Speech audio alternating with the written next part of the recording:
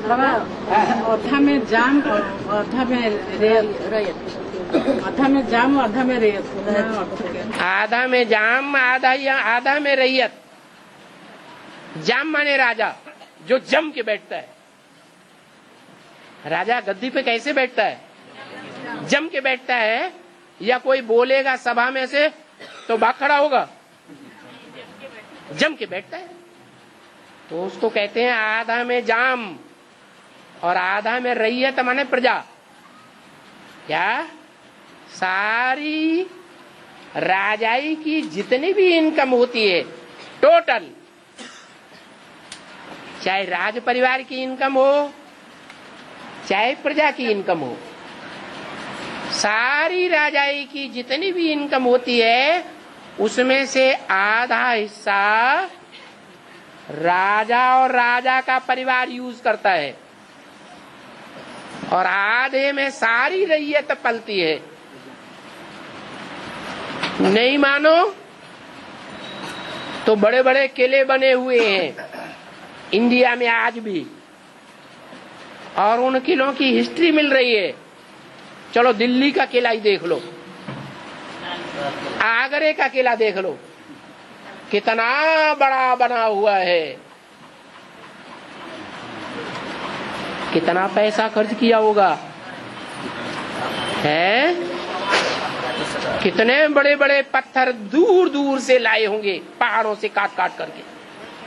उस समय तो मशीनें भी नहीं थी, ट्रेन नहीं थी, हाथियों के ऊपर दो हाथियों के ऊपर रख करके भी लाते थे।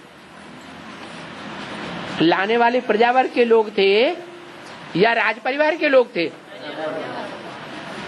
तो आधा में जाम नहीं रहता, आधा में राजा लोग नहीं पलते पलते। ये राजयोग की महिमा दिखाई है। आज भी प्रैक्टिकल में इसके प्रूफ मिल रहे हैं।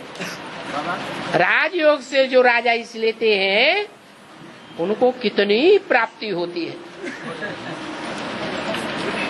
आज के इंजीनियरों को इतनी पढ़ाई नहीं, पढ़ाई पढ़ने के बावजूद भी उसके मुकाबले में कुछ भी प्राप्ति नहीं। जो बड़े बड़े डॉक्टर हैं दुनिया के, कितनी मोटी मोटी किताबें पढ़नी पड़ती हैं, कितने टाइटल लेते हैं, आधी जिंदगी तो पढ़ाई पढ़ने में चली जाती है। फिर राजाओं के मुकाबले उनको प्राप्ति होती है? अरे ये भी पक्का नहीं है कि राजा बनेंगे कि नहीं, वो डॉक्टर बनेंगे या नहीं बनेंगे। आज की दुनिया की वकालत पढ़ने वाले वकील, जज, चलो इंडिया का सुप्रीम कोर्ट का चीफ जज ले लो, उसके पास भी इतनी प्राप्ति होगी जितनी आज के राजाओं को हुई है? नहीं होगी। इसलिए बोला कि अभी जीवन को सफल बनाने का समय है। राजयोग ऐसा सिखाने वाला एक ही योगी राज है। वो योगी राज ऐसा राजयोग सिखाता है। बाकी अगर कोई लंपट के चक्कर में आ गए, जो लंपट है राजयोगी बनाने के बजाय वैश्य बना रहे हैं, तो गए गड्ढे में।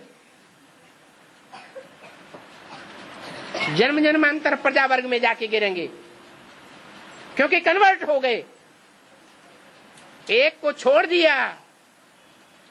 ऐसे ही हो गया जैसे रामायण में बोला है, करते डार परस मन देही, कांच किरच बदले में लेही। कर माने हाथ, हाथ में पारस मणि आ गई, उसको फेंक दिया, और तीखे तीखे कांच किरत हाथ में लेकर के मुट्ठी में दबा के बैठे। जो जन्म जन्मांतर की शूटिंग खराब कर रहे हैं। ऐसों के भाग्य को क्या कहा जाए?